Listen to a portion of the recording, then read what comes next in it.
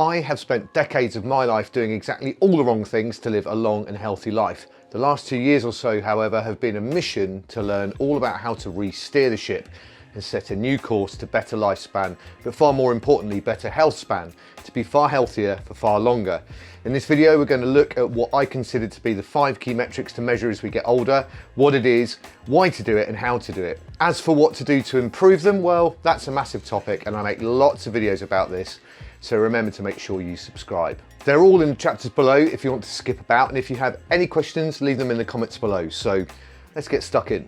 In midlife, monitoring blood sugar levels becomes crucial as the risk of insulin resistance, where the body's cells stop responding properly to insulin, increases significantly. This can lead to a range of serious health conditions, including type 2 diabetes, risk of stroke, heart disease, neurodegenerative diseases such as Alzheimer's and Parkinson's, and some cancers. So it's probably worth paying attention to.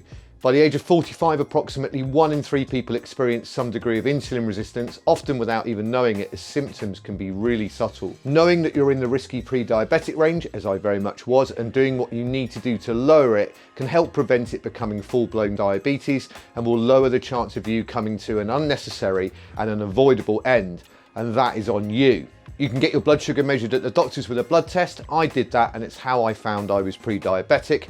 I went and bought a cheap glucose monitor, and I researched the most reliable one, and there's a link below. Then I went at it. I initially measured every morning as I watched the trend of the numbers lower over time, and that is incredibly motivating. Periodically, I still check my fasted glucose in the morning whilst I'm making a coffee, maybe 4 or 5 times a day in a row, just to keep things in check. Normal levels are 3.5 to 5.4 millimoles. 5.5 to 6.9 is pre-diabetic, and 7 or higher is in the diabetic range.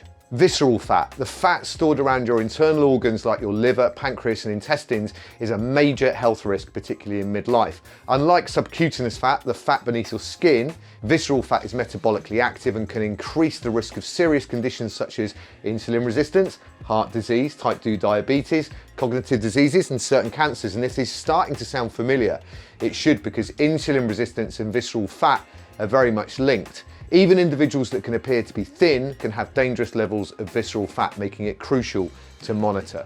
And because you can't see it or feel it, the only way to measure your visceral fat is via a DEXA scan, which stands for dual energy X-ray absorbometry. But you don't need to know that. What you do need to know is that the scales that claim to tell you your body composition, your muscle mass, fat mass and visceral fat are really no use, like really no use. Save your money and get a DEXA scan. As you'll see, you actually get 2 midlife metrics for 1 with a DEXA, plus a whole host of other fascinating data. Oh, and you don't need me to tell you all the issues with using BMI, right?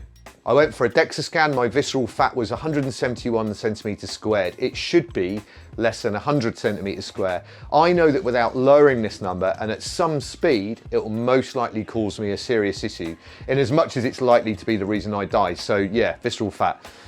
Don't say I didn't warn you. Whilst we're on the topic of DEXA scans, muscle mass is a critical factor in maintaining health, mobility and independence as we age. From around the age of 30, without the correct focus on lifting weights and protein intake, adults can lose between 3 and 8% of their muscle mass per decade, with the rate of decline increasing after the age of 60. This age-related muscle loss, called sarcopenia, is a leading cause of frailty, reduced physical function and higher risk of falls and fractures. Sarcopenia is also linked to metabolic issues, as muscle plays a key role in glucose regulation and insulin sensitivity. Is this all starting to sound familiar? Because I really hope so. So, whilst the DEXA scan is widely known for measuring bone density, it also provides detailed insights into body composition and muscle mass. You'll notice that your weight isn't on this midlife metrics list, and it's with good reason. At my second DEXA scan, it showed that I'd put on 2 kilos, which is a disaster, right? But actually I'd lost 700 grams of fat and gained 2.7 kilos of muscle. So yeah, forget the scales. Trust me, just watch this video. There are a lot of pro athletes out there that weigh the same as me, but I can assure you their body composition is very different. You don't need a DEXA scan to tell you you're getting stronger, of course. Being able to lift heavier weights and carry your partner around the house will tell you, and them, that you're getting stronger, as will your trouser legs and your t-shirt arms getting tighter as you get more hench.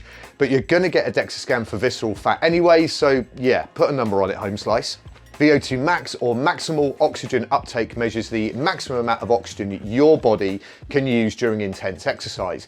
It's widely regarded as one of the best indicators of cardiovascular and aerobic fitness. Essentially, Vo2 Max reflects how efficiently your heart and lungs and muscles all work together to transport and utilize oxygen during physical activity. Peter Attia, a physician who's focused on longevity, considers Vo2 Max a crucial metric for midlife health and beyond. Maintaining cardiovascular fitness is vital for extending both lifespan and health span. A higher Vo2 Max is strongly correlated with reduced risks of cardiovascular disease, diabetes, and cognitive decline. Yada, yada, yada, broken record time. In fact, studies show that individuals with higher Vo2 Max have 2.5 to 5 times lower risk of all-cause mortality compared to those with lower Vo2 Max levels. Attia points out that Vo2 Max declines naturally with age, dropping about 10% per decade after the age of 30. However, regular high-intensity exercise can slow this decline significantly. For midlife adults, targeting a Vo2 Max in the upper 25% of your age group can provide substantial protection against age-related illnesses. And whilst we're not talking about how to improve these numbers in this video, let me tell you that it takes some effort. In essence, a high Vo2 Max in your mid-40s means you're more likely to be able to walk to your shops and carry your shopping in your 80s, and all the social, physical, and independence benefits that this brings. So don't underestimate how important buying your own food is as you get older. It can genuinely be a matter of life and death. Yes, you can go to the lab and get it tested accurately, and I do, but you can also go and regularly smash a park run. According to Attia, to be in good shape in my 80s, I need to have a Vo2 Max of 44 to 51. This is high on this chart. My last park run was 22 minutes and 7 seconds for 5K, and this Vo2 Max estimator puts that time at a Vo2 Max of 44.3. So, phew, I just scraped that. My Garmin watch estimates my Vo2 Max at 49, so yeah, a discrepancy. So, you know what? I'll go to the lab soon and do a proper test. In short, a Vo2 Max test is a pure measure of work done. It takes time working out and getting fit to have a high Vo2 Max, and there is no shortcut. So the longer and more consistently you work out, the fitter you will be now and when you're old. Fact. Deadhangs, a simple exercise where you hang from a bar with your arms fully extended, are increasingly recognised as a powerful indicator of grip strength and overall physical resilience, key factors for healthy ageing. Grip strength is a strong predictor of longevity as it correlates with muscle mass, cardiovascular health, and even neurological function, which is news to you all, right? You were expecting something different. Sorry about that. Conversely, studies show that lower grip strength is linked to higher risk of disability, cognitive decline, and all-cause mortality in older adults. Peter Attia highlights Deadhangs as an accessible yet highly valuable tool for assessing and improving grip strength, which he views as essential for maintaining physical independence as we age. Grip strength is not just about hand muscles, it reflects the strength of our endurance of our upper body, our shoulders and our core, which are crucial for activities for daily living, like lifting, pulling, even getting out of a chair, making them vital for long-term mobility and independence. The legend that is Ross Edgley is also a massive fan of brachiating, which is a dead hang, and he knows a thing or two about maxing out the limits of our bodies. No clever equipment and no labs needed here, just something to hang off. I'm a professional drummer and grip is my game, but I can't dead hang for 2 minutes, or at least I couldn't when I made this video a little while back. See how you get on. It's quite the leveler. So here in short are the metrics and the test. Fasted blood glucose between 3.4 and 5.4 millimoles via a blood glucose monitor. Visceral fat below 100 centimeters squared via a DEXA scan.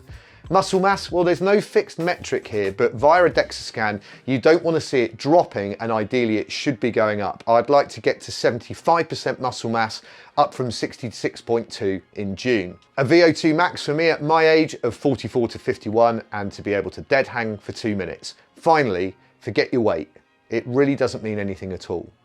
So that's what I'm going to measure. Around my 48th birthday in November, I'll get a DEXA scan done, a lab Vo2 Max test done, and I'll compare that to all those estimators. And I'll also do a dead hang for as long as I can, and I'll track my fasted blood glucose daily for 2 weeks. Basically, a midlife MOT test. In the meantime, leave me a comment on your thoughts on this video, and if you aren't subscribed, do the right thing for yourself. And until the next video, look after yourself and all of those around you. And thanks for watching.